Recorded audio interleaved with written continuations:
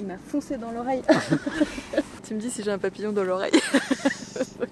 Bienvenue dans ce tout nouvel épisode. Ce soir, épisode nocturne, je vous emmène découvrir les papillons de nuit.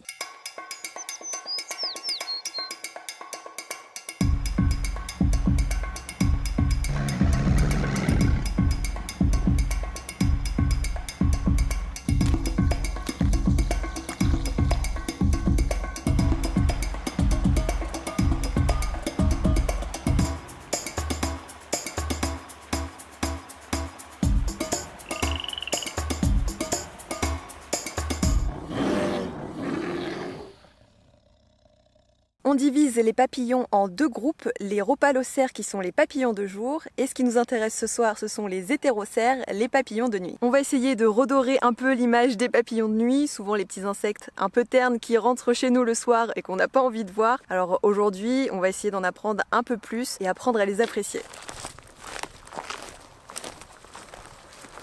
Je suis Emmanuel Massé, chargé d'études faune au Conservatoire d'espaces naturels de Haute-Normandie. J'étudie en particulier les insectes. Ici on a installé deux pièges ce soir, ici on est sur un piège passif. L'intérêt c'est qu'on va pouvoir inventorier les espèces qui sont au sein d'un habitat propre. Donc là en l'occurrence on est sur la lande à bruyère. L'autre c'est un piège actif qui a un champ d'action plus large. Donc il va intercepter toutes les espèces qui sont liées à la lande à bruyère, mais aussi aux boisements qui sont composés de bouleaux, de genêts, de chênes, etc.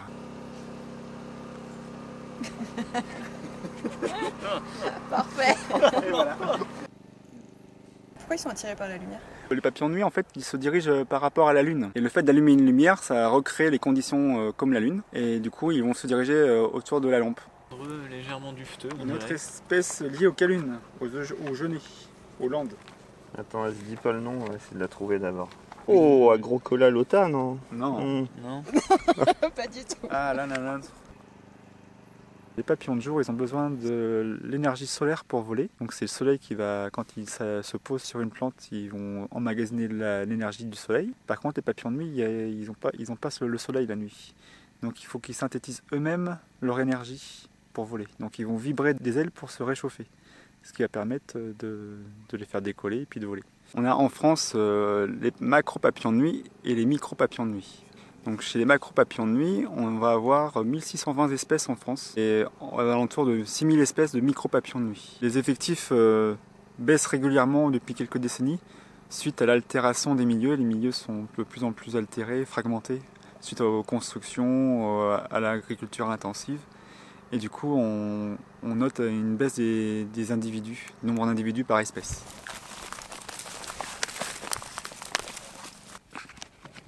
Sur ce piège-là, il y a moins d'espèces. Du coup, là, on a une petite géomètre, par exemple. Hop, si elle a la chance de s'arrêter. Donc celle-ci, elle a les ailes dépliées quand elle se pose, par rapport à la nocturne qui a les ailes raccourcies sur elle. Bon, le fait d'attraper des papillons, c'est pas conseillé.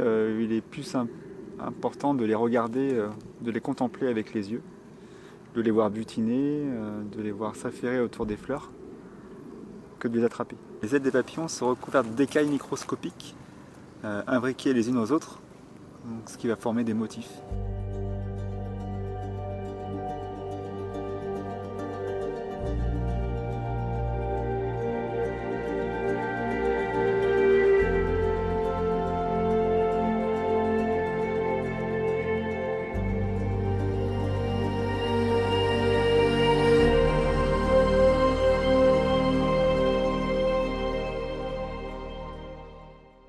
Et la reproduction, ça se passe comment?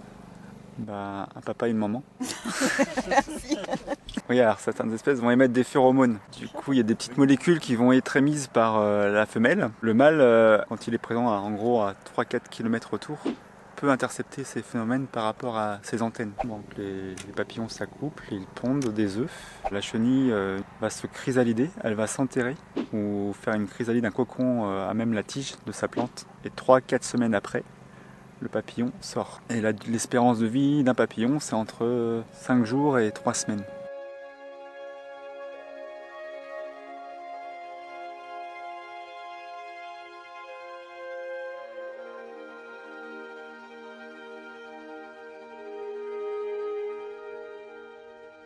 L'inventaire des papillons de nuit, il a 2 objectifs ce soir. Donc inventorier la zone ici, la lande, savoir ce qu'il y a dessus, les espèces qui sont rares, qui sont à protéger, à préserver. Donc ça nous renseigne pour la gestion. Et l'autre objectif, c'est dans une démarche d'atlas qu'on a au niveau Normandie. Et du coup, on essaie de cartographier au niveau de la Normandie les espèces. Donc ça, Adrien, c'est quoi? Je crois que c'est le bombix de l'andouillette, normalement. Ça doit être ça, c'est lui. Il l'a placé. Le fameux. Tu trouves la page? Ok, C'est un simple. un papillon jaune. Ils sont pas pareils. Ouais, mais il est jaune. Est-ce que c'est les bonnes couleurs dans le livre? C'est les bonnes couleurs. Est-ce que je suis sur la bonne page? Non. Tu peux me dire stop quand je suis sur la bonne Ouais, page? C'est pas le tout de filmer, hein. C'est super dur. C'est un Xanthia Xectirectia. Xanthia, oui, mais. Ah, Icteritia? C'est un... Oui. Ouais. C'est ça? Ouais, c'est ça.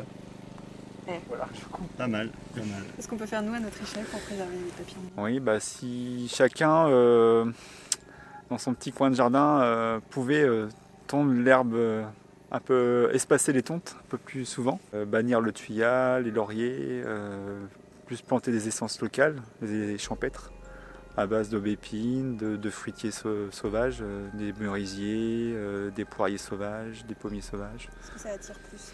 Ça attire il y a beaucoup d'espèces qui se développent sur les arbustes et les arbres. Éviter les pesticides, bien sûr, ça sera déjà pas mal. Merci beaucoup d'avoir regardé cet épisode, j'espère qu'il vous a plu. Comme d'habitude, je vous retrouve dans les commentaires. N'hésitez pas à me rejoindre, à vous abonner et à partager cet épisode. Dites-moi également si le format nocturne vous plaît et je vous dis à très vite.